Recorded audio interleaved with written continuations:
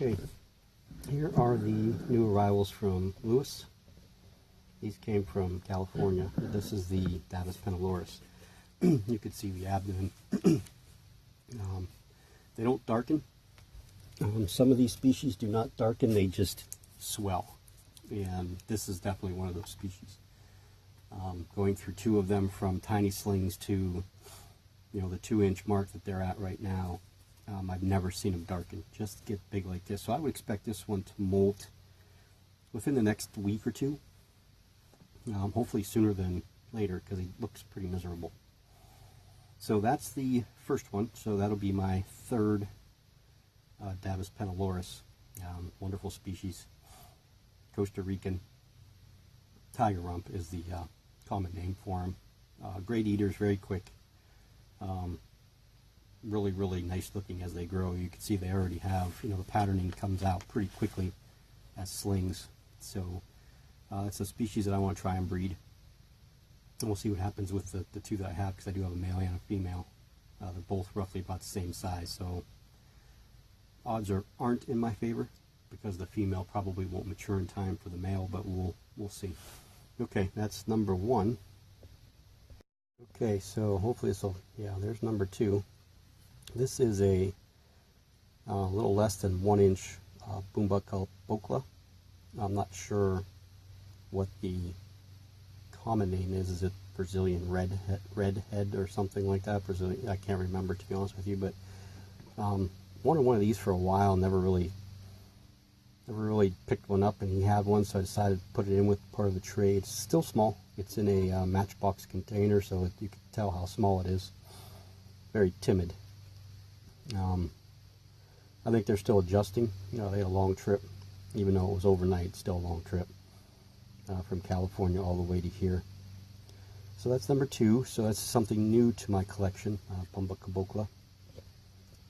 Okay, this one might be a little bit more difficult to see. Okay. This one's been very, very still. Went in, all of these went in really easy. Didn't have any problems with them getting them in. This is a ornithoctone species, Laos. Don't know the common name. I have no clue. This is they're supposed to be semi-arboreal, so they're supposed to dig at slings. I thought it was going to be bigger. I had a nice setup for it. I thought it was going to be a little bit bigger than what it is, but yeah, so it's just in a 50-dram vial with a piece of cork bark, so it can climb if it wants. And it's got a little bit of that stuff right there is on the outside, not on the inside, just so you know. It was part of the stickers that were on there. Yeah, they get really, really nice looking as they get older, so hopefully I can get this one to thrive. We'll try feeding it tomorrow and see what comes about of that. So look forward to this guy in the future, and we'll move on to the last one. Okay, so here, this is a Brachypelma boehmei, or boehmei, whichever you prefer. I'm not quite sure which one is correct. I think it's actually boehmei, but doesn't sound as cool. So I learned it as boehmei, so that's how I say it.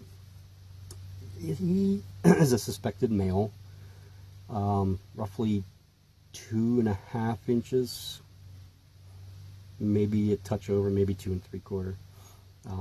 Went in the enclosure perfectly fine. Nice, easy. He didn't really want to come out of the vial very well, but he climbed right inside there, and that's where he's been since. Interruption. Anyway, this is how he's been. It reminds me of a starfish when he does that, or when tarantulas do that. But that's a protective posture. So he's scared. He's someplace new. He doesn't know where he's at. So he scrunches his body in and he pulls his legs up with his patella sticking up in the air. Kind of covers his carapace and his abdomen to protect him. He'll get comfortable. Hopefully later tonight when it gets dark, he'll be roaming around. I go to work early this morning, so maybe I'll try and video before I go to work if he's out, so you guys can get a shot at him. This is one I've had before. I think my male was about 3 inches, 3.5 inches when I gave him to Ruth. She's got a female, so excuse me. And our friend Pam's got a female too, so hopefully he matures and can breed with those 2 females. This one's sticking with me. We don't, again, it's a suspected male. That's what Lewis thought. He wasn't quite sure because this one liked to shred the molts a little bit. Doesn't look to be in pre-molt. Looks to be a great size. All his hair is intact. He didn't kick, which boehmeis are very, very synonymous for kicking hair. So, yep, those are the new guys. Yeah, look forward to these things again. 2 of them are pretty small. One's in pre-molt, and this guy. So I did find small crickets. I've been feeding some of the small slings. The Formictopus cancerides were fed. The Chilobrachys discalus and Chilobrachys cancraken. One of each of those were fed.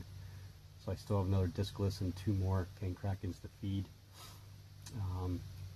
I got to feed the Capodicenius species Columbia and the vicularia. And then I also found, this one was a tough one too today. I've had some bad deaths recently.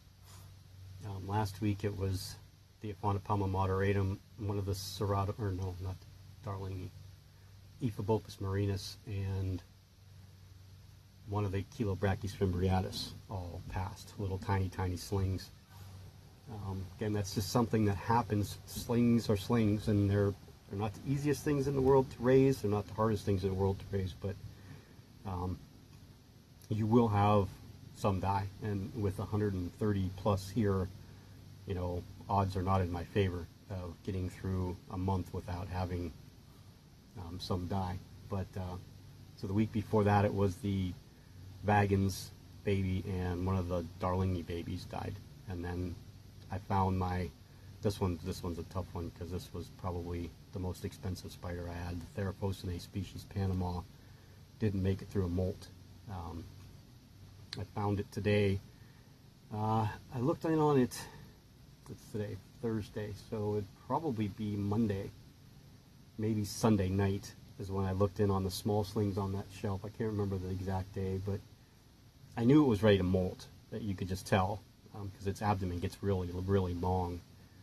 So I watered it up, and when I found it today, it was partially in the molt, and it was completely dried up and shriveled up. So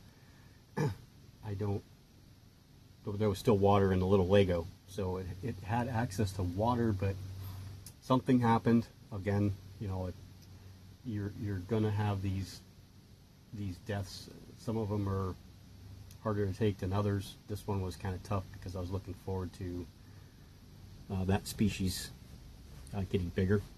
I think you guys would have enjoyed it, so that's something I'm probably going to have to look forward to try and picking up next year. Maybe something a little bit bigger than what it was. Try to get around an inch or a little bit bigger than the ½ inch that I got in. So I'm going through, while these 2 videos upload, I'm going to go through all the arboreals. I'm going to finish feeding some of the small slings, and we'll be probably doing some type of video this weekend, feeding video. I think it's going to be a edited type of video this time. So I'm going to pull a tarantula down. I'm going to tell you what it is. I'm going to throw the cricket in, or whatever it is I'm feeding them. When we get the takedown, quick happy dance, and that's it. And then I'll edit out all the crap that's, you know, in between, which gives me less time to talk. If I know I'm going to edit it out, I won't talk as much because there's no real need to. And I really don't think with the feeding videos I need to talk as much as I do. Some of these informational videos, or, you know, new additions or updates, yes, but feeding videos, I think we're just going to get to the business and do it that way. So, okay, well, I hope you guys enjoyed the new stuff. And you really can't see the Laos, or the cabocla is still tiny, and this guy's not spread out yet. So hopefully by tomorrow they're all comfortable and adjusted to their new homes. I also rehoused Maligra, the Brachypelma hamori, from a baseball cube to a softball cube too. So I have 2 baseball cubes open.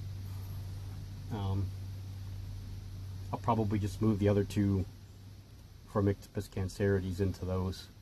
So all 5 of them will be in baseball cubes then. All right, that's it for today. Have a great day. Have a great Friday and weekend if I don't see you guys then. We'll talk to you soon. Bye.